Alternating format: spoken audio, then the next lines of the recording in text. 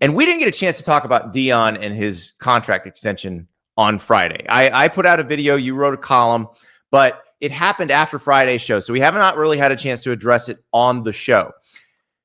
5-year, $54 million extension. Shockingly, $10 million more than he made in his entire career as an NFL player, which is an example of how much salaries have changed in the NFL, but also wow, because he was the best cornerback for most of that time. But Ari, what did this say to you?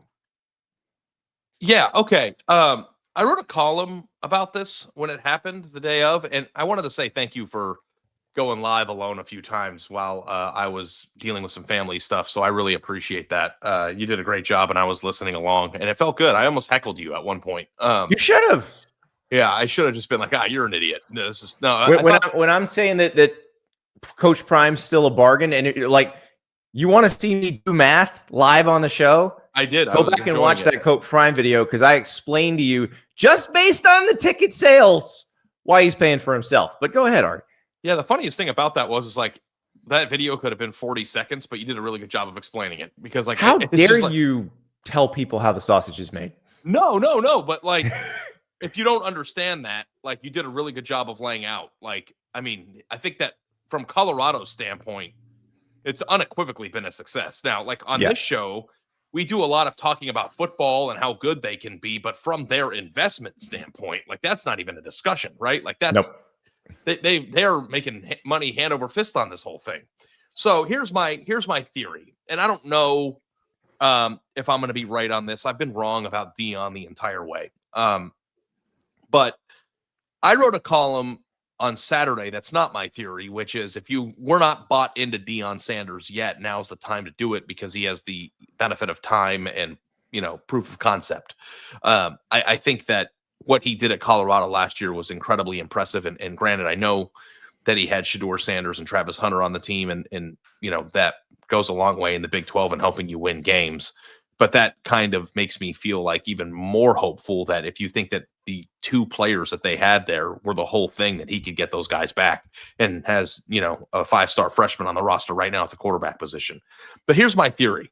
So when he took over at Colorado, I think that Deion Sanders is a look good, feel good person. Can we agree on that? The diamond turf shoes, the gold chain, the gold whistle.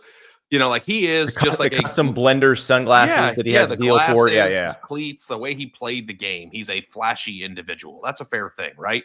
Yeah. And I think that Deion Sanders coming into this job was probably very fearful, and maybe that's not the right word because he's a confident man, but very on guard to not suck really bad either of the first 2 years, right? Like, I mean, the way that he flipped the roster, he did everything in his power to make a at least functional football team. In year one, I thought they were functional. The bottom fell out a little bit, but of course it did because they didn't have the roster. Year two, I would say that they were good. With me still? Mm-hmm. But now that he's already proven, and I think that, there were a lot of people out there that have doubted his ability to coach, let alone roster, all the other stuff, but like Saturday's coaching. Like, I would say that Colorado was a very well-coached team last year. And I don't know if you agree with that, but I thought that they were really fun to watch. Yeah, and better coached than the previous year. Yes. Yes. And I thought that, and even with the Sean Lewis stuff in year one, there were a lot of things of like, okay, well, he can't handle his coordinators and all this stuff. No, I thought he did a really, really good job last year of when Colorado played. I thought they were well-coached. So now that you know that Deion Sanders isn't just a clown show, or that it isn't a money grab or an experiment or even daddy ball, which are all theories that we've discussed in the past, and that he isn't ready to jump ship from Colorado, which I thought was proven when he went and got Julian Lewis, and now signs this extension. And I know that coaches can still leave after signing extensions. I know that this isn't just like he's going to be there for 5 years no matter what.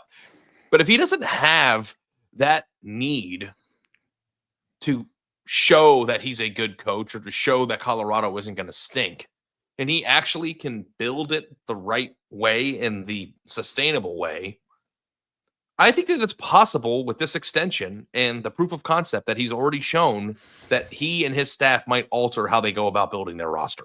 Like if he is actually planning on being there for 4 or 5 more years, if you think that Travis Hunter and Shedeur were the reason they were good, I don't know that you can go get another Travis Hunter, but he is certainly capable in the high school ranks to load this roster in a way where they could run the Big 12 for the next 5 years. In the discussion of who's going to take over the Big 12 now that Oklahoma and Texas are gone, I think Colorado is specifically situated in a way where we can expect them to get the types of talent that other coaches can't get consistently. Fair enough?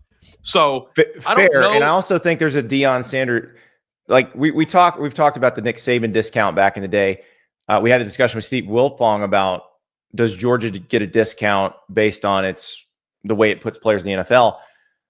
I don't think there are a lot of discounts left. I think there might be a Deion Sanders discount because he can put you in line to kind of if you become a superstar at Colorado, he can make you whole by his very presence through what the schools and the athletic directors call "quote unquote" legitimate NIL. Like, you're going to wind up in a KFC commercial. You're going to wind up in all. You saw how many commercials Travis Hunter was in.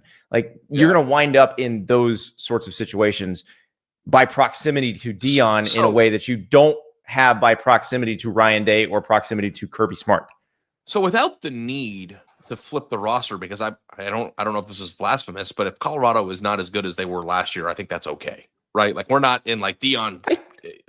They've earned a down-ish year. Now, I don't think you can't go back to 1-11, but if they're 6-6 this year, I don't think people are going to feel like the bottom's falling out. If they were 6-6 last year, people would have been like, okay, this sucks. The experiment's over. Like, the fact that they were pushing for the playoff in November kind of gives you an idea that Colorado not only can but should make the playoff during the course of this extension at some point. Now, the question is if he turns on the high school stuff and starts bringing in 5 top 100 players a year, which isn't asking that much. He doesn't need to go out recruit Georgia, but if he starts bringing in guys, there are not going to be many schools that get 5 top 100 players a year. How many schools can you count that have signed a 5-star prospect in each of the last 2 classes? I bet you Colorado is maybe 1 of 12. Right. We need to do that research. That sounds like a column for you. But like, if you've done that and you haven't 100% dedicated yourself to the high school ranks, and you have the benefit of time right now, which, by the way, might not have been the case a year or 2 ago, my theory is that I think we could see Colorado alter the way that it feels it needs to build its roster. And that might mean that they don't have an amazing year in this year or even the following year. But by year 3, if he does this for 2 years, Colorado's going to make the playoff and maybe win playoff games. Like, I really do think that that I'm like almost back to where I was when he got hired, which is Deion Sanders is dangerous, and Deion Sanders is going to decide how dangerous his team is. Because I don't know what you think about this, but if he sticks with the portal plan, because I've always been high school, and I don't know if there's been a single program, maybe outside of Florida State, despite getting jobbed by the CFP committee, Ole Miss, that has shown that you can win a national championship or make a deep playoff run being this portal heavy. Like, we haven't seen it yet. We've seen teams improve. We've seen teams be very good, but we haven't seen truly great teams do that. The best teams are the ones that have done really well in both. And I think that doesn't mean that Colorado does not continue to portal the hell out of things. But if he can just move 30% over to high school and build this roster with some sustainability and some players that are going to be on the team for 4 years or 3 years, and then go get really exciting pieces in the portal. Like, Caden Salter's a great piece, right? Like, they can go get and Jordan. Caden Salter is an example to me of, he's not looking at this as a rebuilding year. Right. He's saying, we got Julian Lewis. I don't know that Julian Lewis is ready to play right now, but this guy is super experienced, has won a lot of games. So let's win some games until Julian Lewis is ready. Yeah. So to boil it down, the theory is, now that he's been successful his first 2 years, people know that the investment has paid off financially for the university, and that, like, he has actually done a pretty good job of literally coaching. Maybe he will change his recruiting philosophy. Like, because if he starts doing that and he starts weaponizing high school the way that I've been like screaming about for 3 years, I still think that there is a second gear. I admitted that I was wrong about what he was doing. Obviously, there's no Colorado doubter on earth that can look into the camera right now and say they didn't do an amazing job last year. Like, everything that I said was wrong. But like, I haven't completely given up on the notion that like the most famous coach in the world, or at least in the sport, shouldn't be recruiting high schools more. And if he has time to build it right, and that built up equity of, hey, look what we've done, he might do it. And if he does, Colorado is so dangerous. Now, Colorado is dangerous right now in the sense that they could portal their way to a playoff team at some point in the next few years. But if you think, I think Colorado could be the favorite to win the Big 12 3 years in a row, 4 years in a row, 5 years in a row if he starts right now. Then it might take 2 years, but I think they could get to that point. I think he can make them the most talented team in the Big 12 by virtue of what we've been talking about. But do you agree with me about the high school stuff, or do you think I'm just like clinging John on to in the an chat old says idea? he has like 50% high school this year. What are we doing? We're talking about the class of 2025. No, he doesn't. He signed 14 high school players. If you want a comparison, Texas signed 25, Georgia signed 28, Alabama 21, Ohio State 26, Michigan 24. Now Oregon only signed 19. So yeah, but also too, he is maybe moving toward that. The percentages aren't even like, thank you for backing me up on that. But I think the percentages maybe not even as important as, well, if you get like Carmani McLean and Jordan Seaton and Juju Lewis, then you could, I mean, has he signed a 5-star player every single year, even while Julian he's at Lewis Jackson is State? not a 5-star industry player. Yeah. He went to 4 stars at the end, but the point remains, has he signed a elite level prospect that was either a 5-star or on the cusp of being a 5-star every single year he's been a coach? I think that he has, right? Even at Jackson State with I don't know about. Oh yeah. I mean, Travis Hunter, year 1. Travis Hunter. I don't remember if year 2 at Jackson State he did. I can't remember. But the point is what if he does that with 4 dudes over a 3-year period? I'm not even saying go all in on high school. I think it would be great if he did. But even if he goes 30% more over and gets 4 Jordan Seatons in a year, in the Big 12, that makes you nasty. And then supplement it with the portal the way that he's been doing. Like, I actually think that Colorado could win a national title. Yeah, it makes I don't know about national title. I don't know about national title, but it makes it what you just described would make you the most talented team in the Big 12. Now, you still gotta be deeper to compete with the Georgias and the Alabamas and the Ohio States of the world. Let me make sure I clarify though, Andy. I don't think he could win the national title if he signed 3 or 4 Jordan Seatons a year. Although I think they would be very good and have a chance. Oh, you could get close. I legitimately think that if he hits the cocktail right, and I don't know what the percentage is or what you think the percentage should be, and I would be open to hearing what you think, that he, in theory, could win a national title at Colorado. Like, I don't think that Colorado's ceiling as a program with Deion Sanders is winning the Big 12 and a first-round exit in the playoff. I think their ceiling is a deep run if he can situate the roster based on who he is and how he recruits. We'll find out. We will find out. But I am excited to see what he can do because we saw it with Shedeur and with Travis Hunter. We saw the Louis luggage. Now he's shopping on Poshmark for some other, luxury brands, but also trying to get the luxury brands that are not yet hot. That would be the ones from high school. That would be your Jordan Seatons and your Juju Lewises. What's Juju Lewis though? If he hits though, is that an Hermes bag? He's exactly. It's a Birkin bag. Because isn't Louis Vuitton is kind of fake luxury, isn't it? Right. There are more expensive, and like Ohio State is Hermes, Georgia is Hermes. Yeah, I know these brands because of my wife and her job. Exactly. But like I feel like there is a second gear at Colorado that he has an opportunity to hit if he wants to. Like, I think that this is what I've always thought. I think Colorado can go as far as Deion Sanders wants it to. Like, I think it's completely up to him. And I don't know there's a lot of coaches in college football that you could say that about. I think you're exactly right. I think you're exactly so right. Crazy theory, right? Like, do you think it's possible that they change it, or do you think I'm just crazy? I don't think they're going to change it wholesale. I don't think they're going to suddenly start recruiting exactly the way Georgia recruits. I also don't know that they can, because they're not going to have that level of money. But here's the thing. Do you think they're even going to try to recruit high schools more now?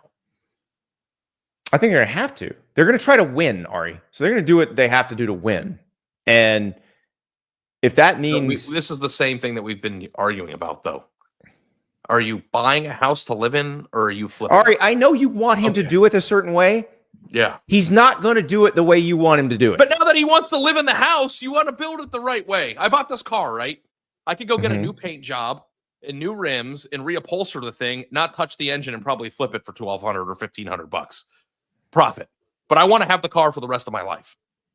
So what do I do? He signed an extension. Like, we're not flipping the house anymore. I thought he was flipping it. We're not flipping it anymore. Ari, he's not going to do it the way you want. He's going to do it his way. I know. And it'll be right or wrong. He's going to do it his way. But Deion can still do it his way at the high school level. Like, his way is... No kidding. That's what we're talking about. It's just a few more per year. Just go be Deion in a high school hallway with a 5-star player. Please, just do it do it 7 times a year. Get 4 of them. You'll win the Big 12 every year. Like, am I nuts? Isn't it that simple? If you think that they did this with 2 players last year, which they didn't, their receivers were awesome and their lines played a lot better. That's the thing. You act like LeJontay Wester. I don't. Didn't come out of the portal last year and play awesome. Like, I don't. I know Wester was awesome. I think Wester, you could make a case, was just as good of a receiver in terms of consistency and production as Travis. Well, and the other thing is, like, the guys they got out of the portal on the edge were awesome. One of them didn't even get to play that much. He got hurt, and now he's gone to Texas A&M because he flashed when he was there. Like, they did a good job out of the portal. I don't. Have you ever stood? Let me talk for a second, okay? I'm excited. I'm excited. I know you are. I don't think you're going to see the wholesale flips anymore of the roster. I think that's done. It's going to be a much calmer situation for Colorado. That probably lends itself to a little more high school recruiting. Not feeling like you have those immediate needs. Yeah, that's what I'm saying. So, but it's not going to be as wholesale as you want. If he was going to go visit high schools over and over, he would have already done it. Like, you're going to have to accept that he's going to do it the way he wants to do it.